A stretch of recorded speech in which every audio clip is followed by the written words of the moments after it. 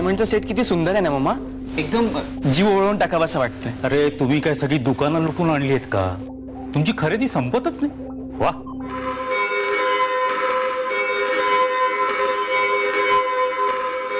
कोमलने कधी तुमच्या समोर अशा एखाद्या व्यक्तीचा उल्लेख केला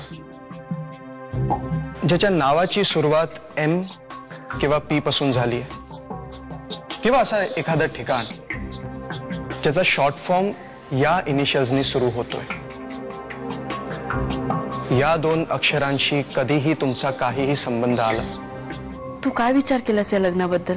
म्हणजे तू आमच्या अभिला भेटलीस ना, कसा वाटला तो तुला? म्हणजे तुला स्वतःला हे लग्न करावंसं वाटतंय?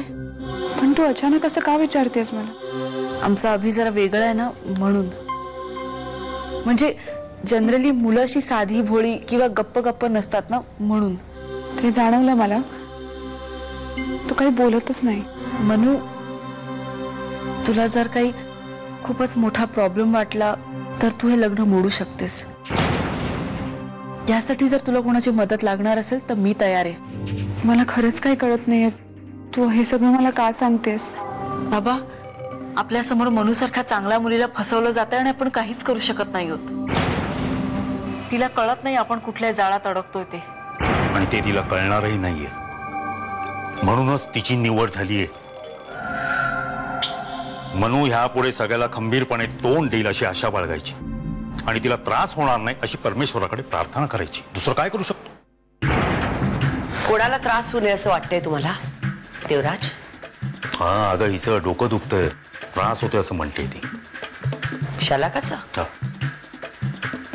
तिला म्हणावा विचार करणं कमी कर, म्हणजे नाही होणार त्रास. मनू बाहेर एकटी, मी जाते. शलाका,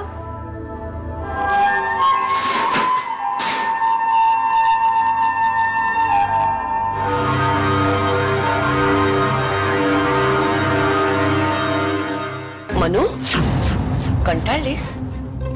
तुला एकटीला बाहेर ठेवून शलाका आत आली ना? चल. नाही नाही तसं नाही. इथे आत काहीतरी पडल्याचा आवाज आला. नक्की काहीतरी पडलं आतमध्ये. अगं अडगळीची खोली आहे ना, सामान सुमान आहे, उंदराने पाडलं असेल काहीतरी. चल. शलाकाचा फोन वाजतोय. हो, तेच मगाशी वाजत होता. ती आत आली, मला वाटलं इथे आली असेल म्हणून मी शोधायलाच आले तिला. अगं ती बाहेर आली असेल, जा देऊ दे तिला फोन, जा पटकन. अभि जरा स्वतःचा एकदा नीट विचार कर ना कधीतरी. बुजगावणं झालंय तुझं आणि त्या ऋतूचं. ती तर बिचारी त्या खोलीत जिवंत प्रेतासारखी असते. तर तुम्ही आता एक नवीन खेळणं आणताय मनू नावाचं. त्या खोलीत जा आणि स्वतःच्या बायकोची काय अवस्था झाली ते बघ. तिच्या जागी मनूला इमॅजिन कर आणि मग तुला राग येऊ दे, स्वतःचा आणि ममाचा. प्लीज प्लीज काहीतरी कर. ऍक्च्युली मी हे सगळं आधीच सांगायला हवं होतं, पण धीरच नाही झाला मला.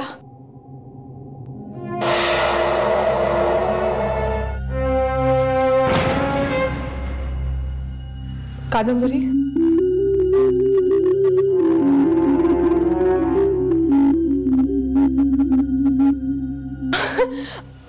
ऍक्च्युली तुम्ही त्या दिवशी मॅडम बरोबर पार्लर मध्ये आला होतात ना, त्या दिवशीच आम्ही सगळ्या म्हणालो की मॅडमनी एकदम परफेक्ट सून शोधलीये म्हणून. तुम्ही आता रोज याल ना पार्लर मध्ये? तुम्हाला हे सांगायला बोलवलेस इकडे? हो शिट, ऍक्च्युली मॅडमनी ना एक महत्वाचं काम सांगितलं होतं, अर्जंट एकदम. मला ना नाही केलं ना मी तर मॅडम रागवतील. आपण निघूया, ओके? सॉरी, खरं सॉरी. कादंबरी,